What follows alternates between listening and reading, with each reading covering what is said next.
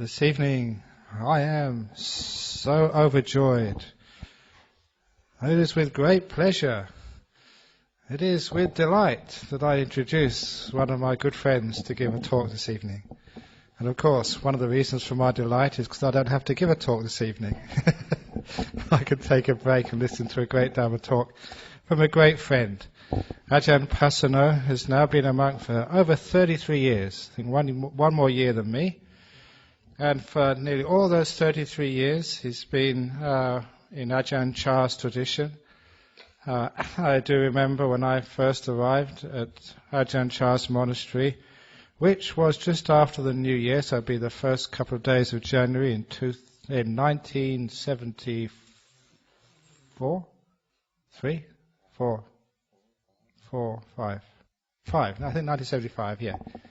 Long time ago, that Ajahn Pasanno had just arrived there. So we sat next together for the first few weeks. And so we've known each other now for about 32 years. And he became the abbot of Wat Banana Chat for about 10 years? 15 years. Time passes so quickly. And then afterwards he moved to the United States to start Ajahn Chah's monastery in Northern California, just about 2.5 hours north of San Francisco, close to the town of Ukiah in Northern California, where he's now one of the co-abbots. And he's a very, very, very kind and gentle monk. Over all the years I've met him, very, very, very, very, very, very rare for at all does he ever get upset. So I realized that when I asked him to give the talk this evening, he'd almost certainly not get upset again and say yes. So I'd like to welcome Ajahn Pasanno, who was a Canadian-born monk, born in La Paz. La Paz? How do you pronounce that? La Paz? La Paz in northern Canada. And he went to Thailand in 1973.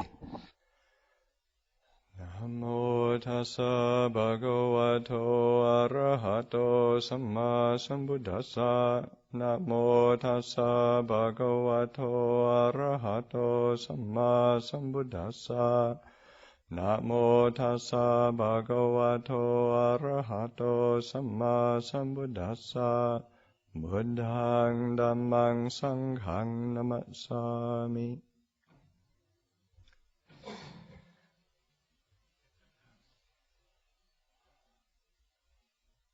Okay, thank you, Ajahn Brahm, for the intro.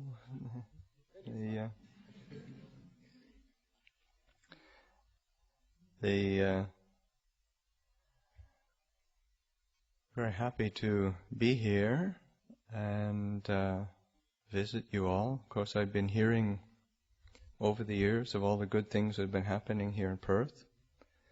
I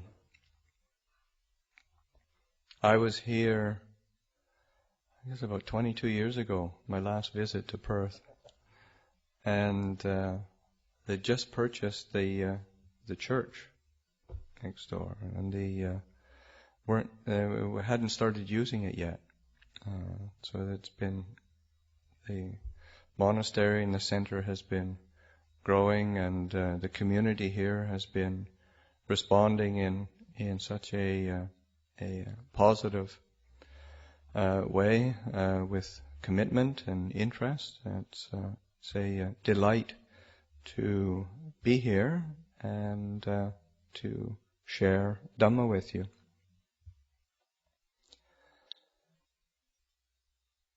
I just arrived at the afternoon flight about, I don't know, just as after 4 this afternoon, and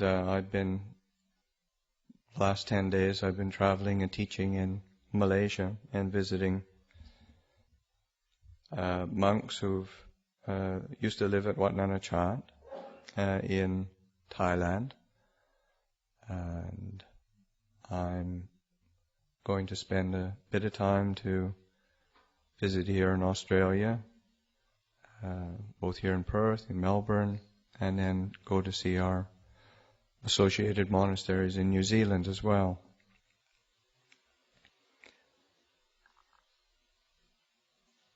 So just to for myself, taking the opportunity to come and visit these places that are associated with Ajahn Chah. And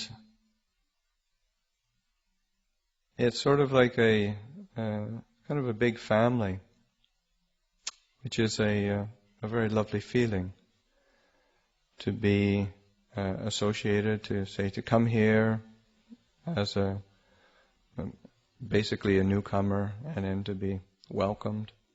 And this is a part of being part of a Dhamma community or Dhamma family, and that is it's very, very supportive to have this association with good friends in Dhamma, good friends that support us in our aspiration in seeking truth, seeking happiness and well-being, seeking a way out of suffering.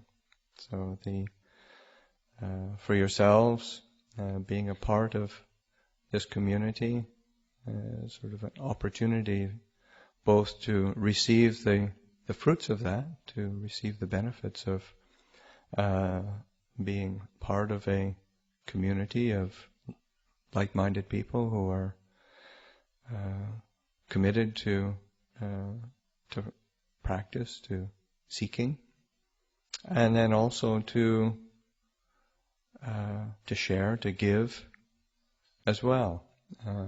It's sometimes we don't recognize in ourselves that we're actually giving much or sharing much, in the sense that, oh, how could I do something as noble as sharing and being a good Dhamma friend to people? But just the fact of coming on a Friday night, being here, it's a support for everybody. It's an encouragement to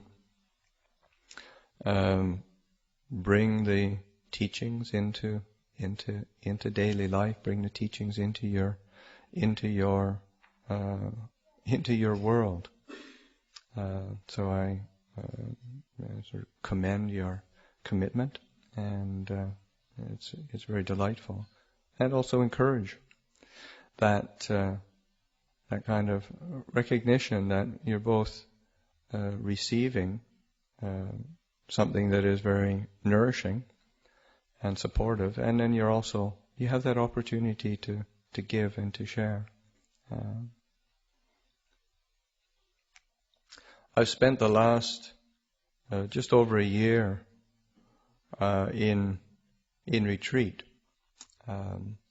It's my year for sabbatical, where I could put aside the mantle of being the co-abbot, looking after administration, teaching, because abbots do all sorts of things. Pick up the garbage, close the doors, close the windows. So just to set that all aside and have that time for retreat, for solitary practice. And it's been very nourishing for me to have that time. I spent it in Thailand. One of the reasons why I went back to Thailand, I've been in America now for 10 years, and just to be able to step away from what's familiar and what I've got used to, and with so many people that know me, then to and then go back to Thailand, where there's such a strong sense of faith and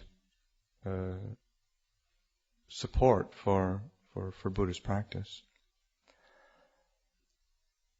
I don't have to, in America, and because it's a new monastery, then constantly having to have to explain yourself. You have to. You're not just immediately seen as a monastic. So it was a nice break for me to be able to just to be bathed in that quality of faith, because say faith in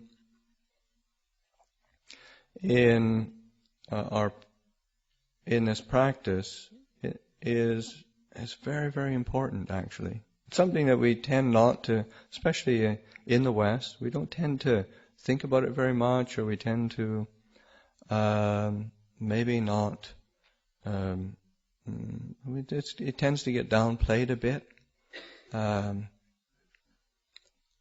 It definitely sort of takes the back seat to wisdom and the say the qualities of or meditation.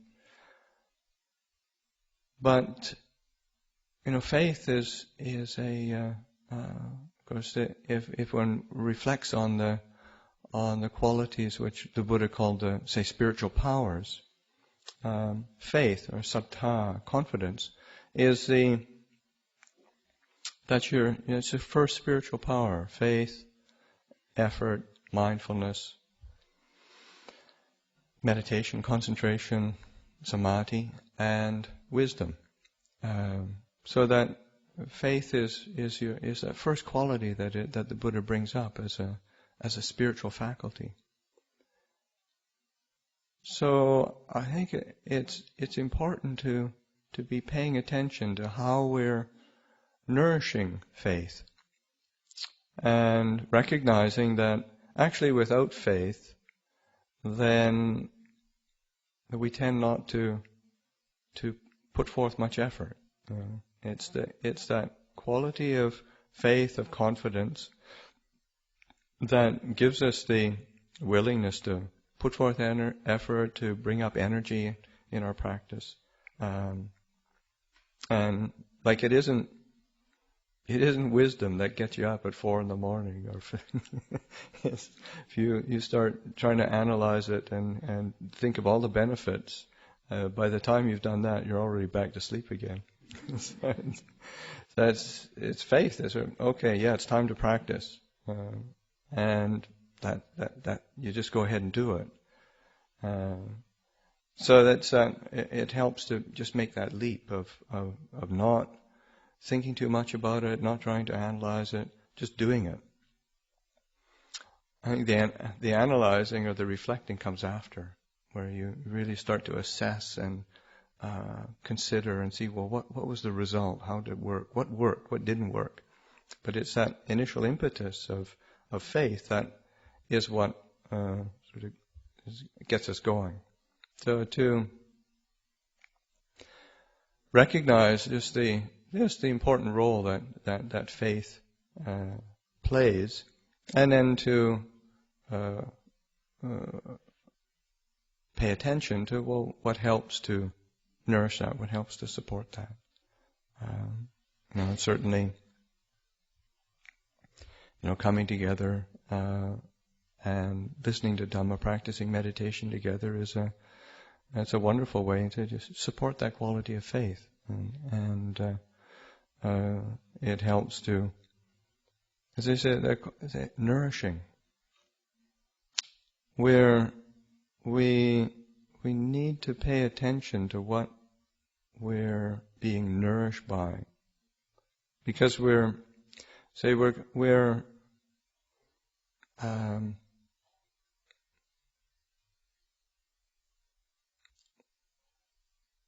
in the there's this the kind of food that we like, spiritual food for the heart,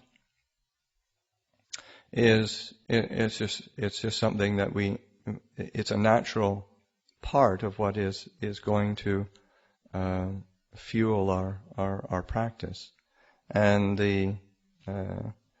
we're being nurtured, nourished. We're consuming things all the time, and whether it's on the level of physical food, of course, is very obvious, and we're we have to eat every day, and that gives us the energy to live our day-to-day life.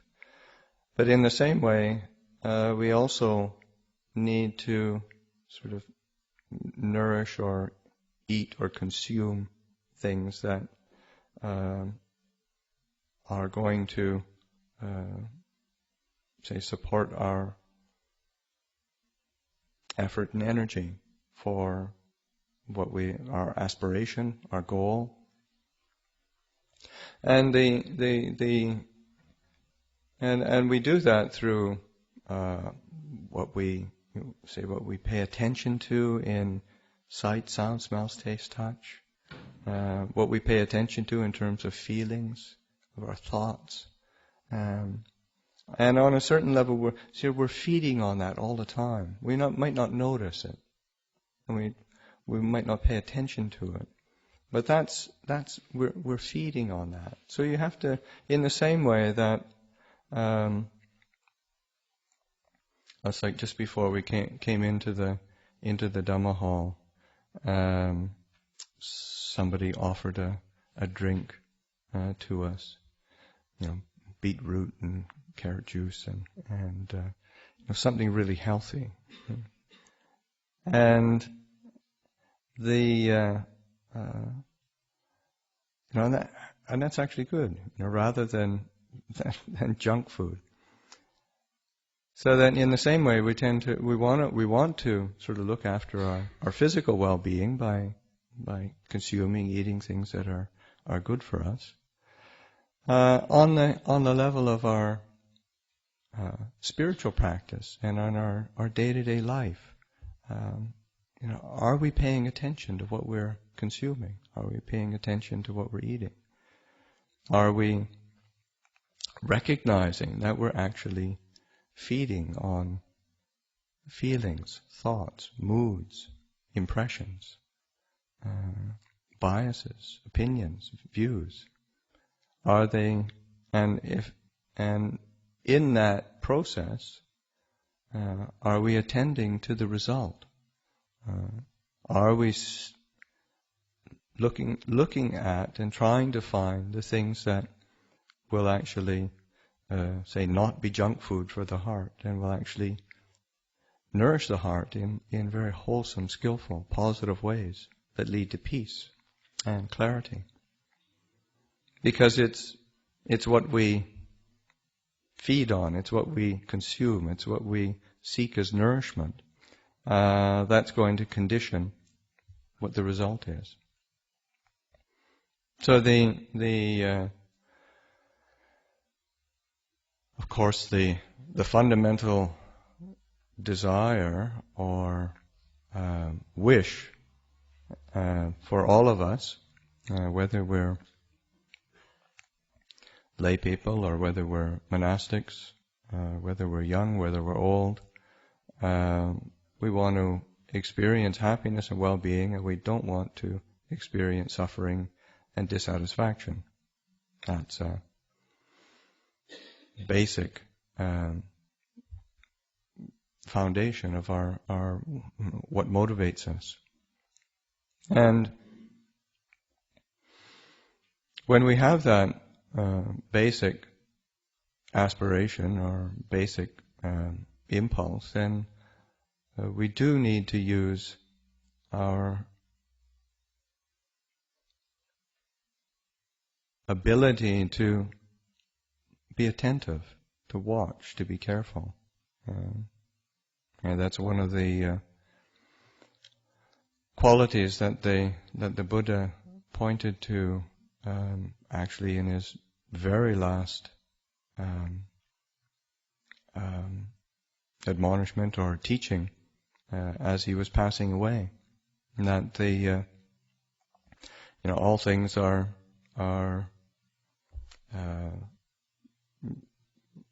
impermanent or dissolving, disintegrating. Be heedful, be careful, be cautious, be circumspect. The Pali word is appamada. So just learning how to bring in that quality of being very, very circumspect in what we do. Because it has results. Everything has a result. So that when we seek the nourishment of the things around us, whether it's physical or through the senses, through the moods, and we really want to be attending to and choosing skillfully those things that are going to support our wish to experience happiness and well-being and to free us from suffering. So that one of the basic qualities that we always need to be attending to is just the quality of mindfulness. And I remember when I was about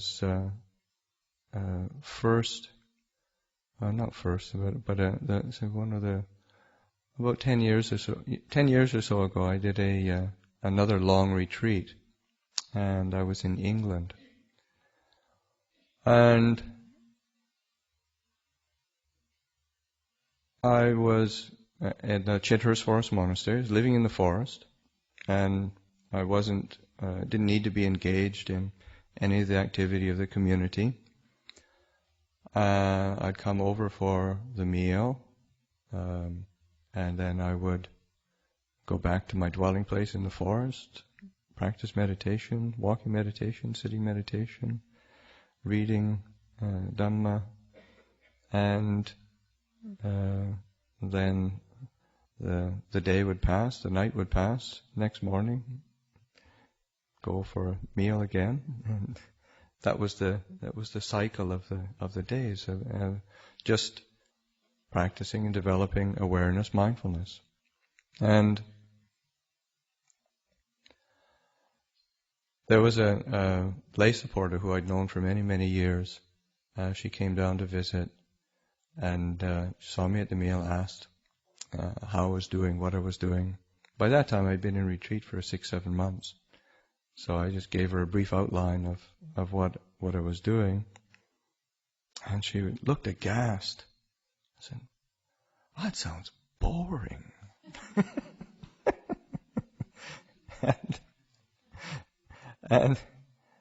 and you know, by basic standards of normal human existence, yeah, I guess it does. But I said, you know, you have to realize that boredom is really, you'd only get bored when you're not mindful. And that's you recognize that if there's mindfulness that is being sustained, that you're dwelling with awareness, attention is sharp and clear, the mind is very full, the heart is very satisfied, very bright. And in reality, so much of our attention gets drawn out, trying to be happy, trying to be pleased, trying to be satisfied, trying to be gratified, trying to have excitement, and it's done in an unmindful way. And we get drawn into the habit of that. So, to learn to pay attention to the habit and the tendency that we have for just seeking a kind of nourishment or satisfaction, pleasure in the world around us, world of the senses, world of experience, or in our own sort of churning it over in our mind. So to recognize that so much of what we're seeking and thinking that it's going to satisfy and gratify tends not to have that result, and a basic reason is just lack of mindfulness, lack of attention, lack of awareness, because we don't recognize what we're doing. So to begin to start to pay attention in very ordinary ways. Am I attentive to what I'm doing? What do I do? What's my habit? When it's like, what do I do when I go home, walk in the house? What's the first thing? If somebody's there, you probably start a conversation. If somebody's not there, it's either, turn on the television, go to the refrigerator, turn on the computer. So, and those are, we get drawn into things external. And just to say, it's not that extreme or kind of heroic to just be present with what one's doing. Just be patient with being that kind of feeling that draw into doing something, doing anything, and then to be very mindful of that, to be willing to watch it, to be willing to attend to it. And you don't need to try to annihilate any desire that comes up. You don't need to try to fight and struggle with whatever is there, but to be willing to be attentive. Because then you'll start to recognize the more clear you are, the more clearly you can attend to things, then the more you recognize that the result of what your actions are, the result of what what you feed on, what you seek as nourishment, and that's something that is you start realizing that the kind of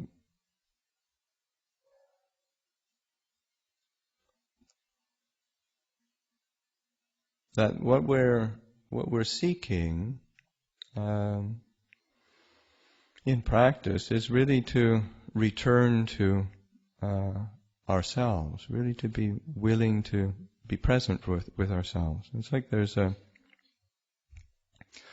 senior monk in the south of Thailand, Ajahn Buddhadasa, or he's passed away now, and he there was one time. And he was considered a great master, great meditation master, great scholar, wonderful wealth of just an example of being a spiritual leader and practitioner. And this one person came and he'd arrived at the monastery, bowed down, and then in this sort of exclamation of sort of religious fervor, please tell me what I need to realize the wisdom. What do I need to rely on and develop to realize the wisdom of liberation? And Ajahn Buddhadasa looked down and said, well, just develop the wisdom that brought you here in the first place. Because we tend to overlook that. We're looking, the Ajahn, please sort of pass on the wisdom to me, or some looking to some experience outside, but we tend not to pay attention to that internal wisdom, internal qualities which we have within us, and that we can nurture, we can nourish, we can develop. So to starting to recognize that what we need to attend to and practice and train with is within us. It requires faith, requires effort, requires mindfulness. It requires a quality of stillness, concentration. It's like then when we sitting in meditation, to be willing to return to stillness. And that the different, say, levels of concentration, they all require a willingness to return to stillness. And that appreciation of stillness. It doesn't mean that we're going to be still all the time, or that we're going to try to force the world to be still, or force our minds to be completely still at all times, in all circumstances. But learning how to appreciate stillness. Learning how to recognize that, that stillness really nourishes. When I return to stillness, there's a quality of well-being and contentment that starts to arise. Or sometimes you return to stillness, and it may not be contentment and peace at all that arises. But what it does is highlight that, because what might come up is strong impulse to desire to seek something, get out of this, or a sense of even anxiety, fear. The stillness is all of a sudden very intimidating. I wanted to be peaceful, and now I'm turning my mind to it, and then say, whoa, that's a bit much. But that's it. I mean, it's a great opportunity to start recognizing, hey, well, what's underneath that? Why is that there? And is that, do I want to nourish that? Do I want to support that? Or is that something that needs to be really understood and let go of? So that it's that quality of stillness that starts to highlight and provide a backdrop, a mirror for what our mind tends to do and what it can do, what its possibilities are, so that we really learn through stillness. We really learn, and that's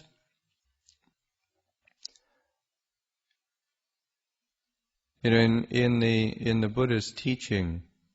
One of the qualities that signifies or characterizes the path is it's a training. It's like this is a training. And when the Buddha talks about the path in a sort of a synopsis of the path, and it's the Pali word is sikha, which it means learning, study, training, and if you reflect on the precepts, the word for precept, when we say precept in English, it's a pretty loaded word, isn't it? It's like it's a rule, and you better be careful about rules. But for the precepts in the Pali language, when you take them, it's like sikha padang. It's the basis of training. It's the basis of learning. It's the basis of being able to, because pada is base or foundation, foot, and this sikha padam. So it's like a training that we do, and that's when the Buddha talks about the path. Then he talks about it as the training in higher virtue, the training in the higher mind, the training in higher wisdom, and that same word sikha runs through that theme. So that quality of training, and recognizing that all of the different aspects of the path are a facet of training. And when we're taking precepts, we're paying attention to our actions, whether they're bodily actions, speech, how we relate to other people. Those precepts are a mirror to give us an insight, a recognition, a learning about what is it that is the benefit, what is it that is the drawback, what are the feelings of resistance we have, what are the feelings of the result of that. One of the things that when the Buddha talked about the 5 precepts, one of the ways he talked about it was, he said there are these 5 great gifts, and because they're gifts of giving freedom from fear, they're gifts of giving trust, and that is so that refraining from killing, refraining from stealing, refraining from sexual misconduct, refraining from wrong speech, refraining from intoxicants. This is a gift that we can give. And you reckon when you think, oh, that's a new way of looking at it. That's a different way of looking at it. So that using precepts in a way that you're reflecting and investigating. Well, what are the results? What are the difficulties that I have with it? What are the things that are my strengths? What are my weaknesses? What do I need to be really careful with? Where do I need to be restrained? Where can I really take delight in something that is quite there's really no intention or no movement towards compromising a particular precept, so that one could really delight in that. And where do I trip up? And I'm sure for everybody, whether it's lay people or monastics, one of the first things we trip up, one of the first precepts to go is the precepts on speech. Just whether it's harsh speech or gossip or the speech which is really not really useful. That is, that tends to, there's a precept against it. So it's like using it as a mirror to say, well, why did the Buddha advise that? Why did he encourage that? And then recognizing the kind of the mental state that's involved in that turning, that willingness to transgress, the willingness to sort of push the boundary of that, or just falls into it out of habit.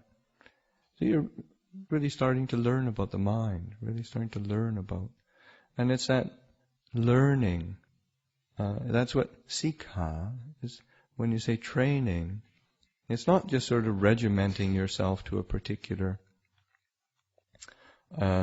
sort of standard which you've got to force yourself to comply with, but it's taking on a training so that you're really learning and understanding what is it that's beneficial, what is it that really supports that fundamental underlying aspiration.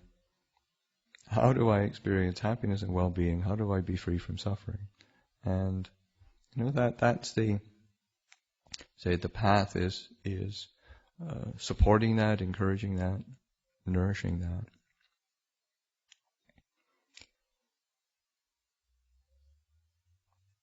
When Ajahn Chah was, many times he would be asked, how can you teach, because he had so many Western disciples, how can you teach these Westerners? They don't speak Thai, you don't speak English, how can you teach them? And it depends on his mood what he would answer. But one of the answers that really struck me was one day he just picked up a glass of water and said, "Okay, say this is a glass of cool water." But if you say that in Thai, then that's one thing. You go up to the northeast of Thailand where Ajahn Chah lived, and you don't use that word anymore. You use another word. It's a completely different dialect, so it's not really recognizable. So if you say it in English, then some people understand, some people won't. You say it in French, you say it in Chinese, you say all these different languages, they've got words for it, but it may not be clear what it is because you're using the words, you're using the concepts. But if you really want to know what this is, then if you stick your finger in it, and then oh, that's what cool water is. It's an experience. So that the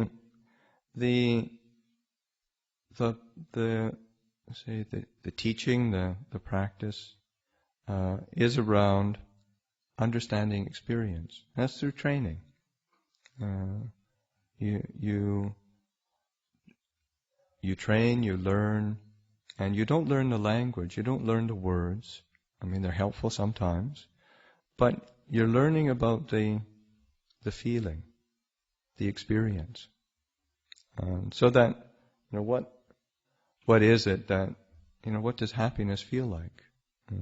What does suffering feel like? What does confusion feel like? What's the experience?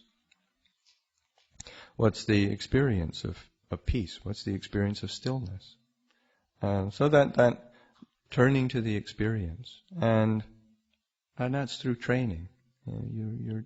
You're not doing it from an intellectual analysis. You're not approaching it from a sort of a metaphysical discourse on it. You're coming back to fundamental experience, and then this is what training is about. Similar, another way that I remember one time Ajahn Chah answering the question of how did he teach these Westerners who didn't understand Thai, and he couldn't speak English, and saying, just sort of kind of quite flippantly really, he said, it's not difficult to teach Westerners, just like teaching buffalo. You pull them here, pull them there, and they learn. So that quality of it comes back to training. That say even we as Westerners, who sometimes we could be pretty out of it in our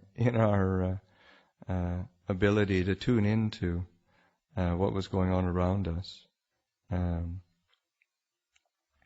But you learn through experience, you learn through training.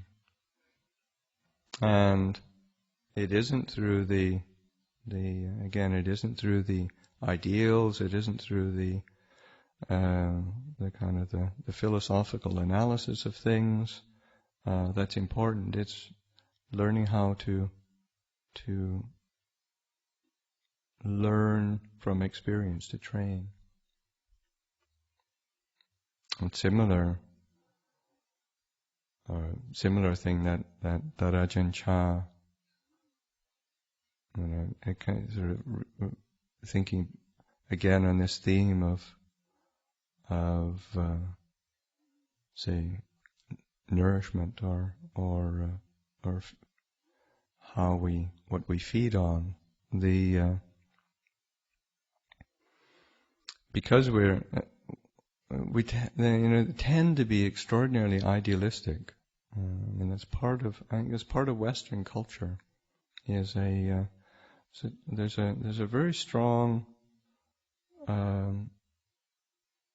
ethos of idealism, and ideals play a large role in the worldview. Whether that's on a religious or a political, the ideals are held very high. I remember Ajahn Chah one time saying, "Yes, you Westerners are like vultures." And he said, "Yeah, look how high vultures fly. They fly really high. But look what they come down to eat." Which really hurt.